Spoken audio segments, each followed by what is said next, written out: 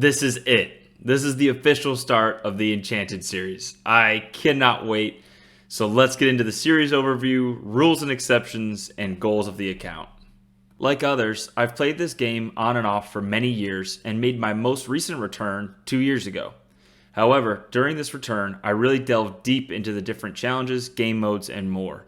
From PvM bossing on the main, beginner free-to-play PvP, group Ironman, quest speedrunning, and even an ultimate Ironman account. With this series, I plan to continue to push through my comfort zone and grow my love for the game by taking on an area-restricted Ironman account. Although this type of account and series has been done before by the likes of Settled, Verf, Raikine, Turtletail, and others, I believe this region, challenges, and goals that I've selected are very unique. In this series, I will restrict my Ironman account to what I'm calling the Western Isles. This region will include the elvish lands of Tirannwn and the Isle of Souls Island.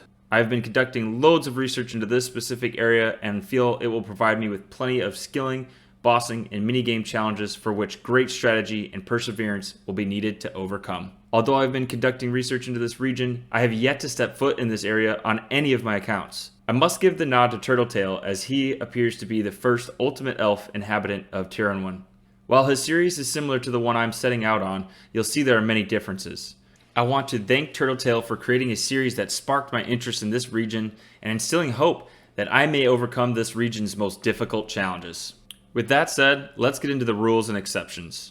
On top of the normal Ironman restrictions, which include trading other players, looting kills, accepting player aid, and store-bought item limitations, the rules to this account are quite simple in that I cannot leave the Western Isles region. Again, this includes the lands of Tirannwn and the Isle of Souls Island. I will, however, have access to a player-owned home, which can only be accessed once I unlock the teleport to house spell. Similarly, I will only be able to navigate between the Isle of Souls and Tirannwn via teleports, which have their own restrictions. This will ensure that I do not step foot outside of the restricted area. Furthermore, the gaming teleport used to access the Isle of Souls is restricted by a 30-minute reset clock, while the crystal teleport seeds are locked behind the roving Elves quest. While on the topic of quests, there is much to be discussed in regards to exceptions. Like the other area-restricted accounts, I want to obtain access to the region with as little starting XP and resources as possible. However, in order to even enter the region of Tirannwn, I must complete the following quests, which grant the corresponding XP. If my calculations are correct, I should be able to enter the region with less than 200 total level, which I feel is more than fair considering the skill requirements required to achieve my goals. Other quests that are required along my journey will include the following.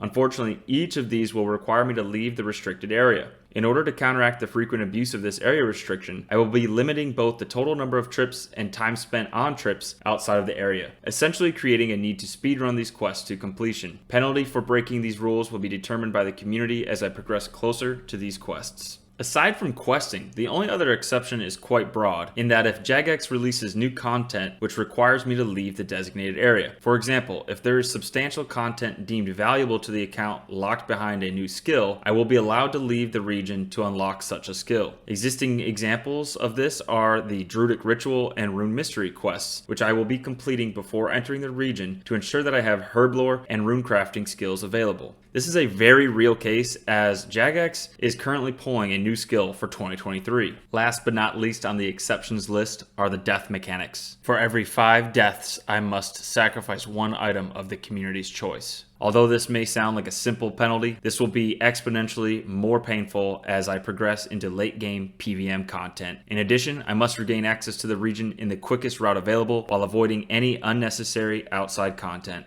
With the exceptions out of the way, let's talk about my goals for the account. I have not fully detailed all of the sub-goals of this account yet, however I plan to unlock Prifddinas via the completion of the Song of the Elves, which requires loads of skills to be mastered. Unlocking Prif will set me off on my next challenge to fully complete the collection logs for Zulrah, Zalcano, and the Gauntlet. As far as the Isle of Souls, I plan to use this island as an alternative training ground for various skills and combat via the Soul Wars minigame. In addition, I'll be required to complete the Soul Wars collection log, and last but not least, I will don the full set of crystal armor, including a BoFA. Although I have extended the restriction area beyond normal OSRS regions, I believe my goals are still very hefty, and combined with the penalties mentioned before, which I'm bound to run into, I will be grinding for years to come. If you have any questions or suggestions regarding this account series, please feel free to leave a comment below. Now, with all of that said, it's time to complete the necessary quests and enter the region. As a recap, we are absolutely required to complete these quests and obtain these minimum stats before entering the Tirannwn region, which is where I'll be spending most of my time on this account until I unlock higher magic and teleport crystals. So let's get to it.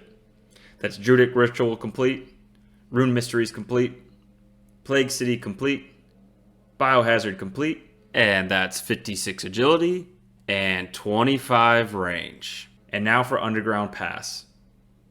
The Underground Pass is a notoriously difficult quest for any account, so completing it on a level 17 combat Ironman should be interesting. Well, there's the account's first death. I'm not even counting this death toward the account, as I haven't even made it into the region yet. It's just the Underground Pass.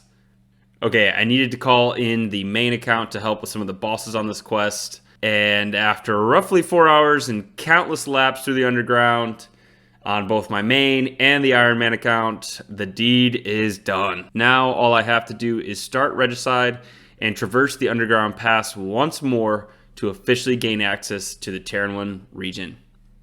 Okay, so we finally made it into the Tirannwn region, which was no easy task. I mean, I've already put in 20 hours into prepping this account. And as with all great area restricted accounts, I'm going to dump all of my items. I am, however, allowing myself to start with just a pickaxe and a bow. Why a pickaxe and a bow, you ask? Well, as far as I can find in my research, a pickaxe is unattainable until I access the Isle of Souls, where a bronze pickaxe spawns. So I don't feel guilty about bringing this along, as it's pretty much a given later on. As for the bow, it's needed to traverse the Underground Pass, which I'm sure I'll be doing frequently on this account. That said, I'm not going to give myself any starting ammo, so I'll have to gather arrows along the way. Last but not least, I wanted to review my starting stats. As you can see here, I ended up gaining an additional hit point and range level while on the many attempts to get through the Underground Pass. That said, I achieved my goal of entering the region with sub 200 total level. This seriously might be one of the lowest total level accounts to even make it into this region, unless Rendy has some content I've missed. With all of the necessary quests, skills, and stats obtained, it's time for the Enchanted journey to begin.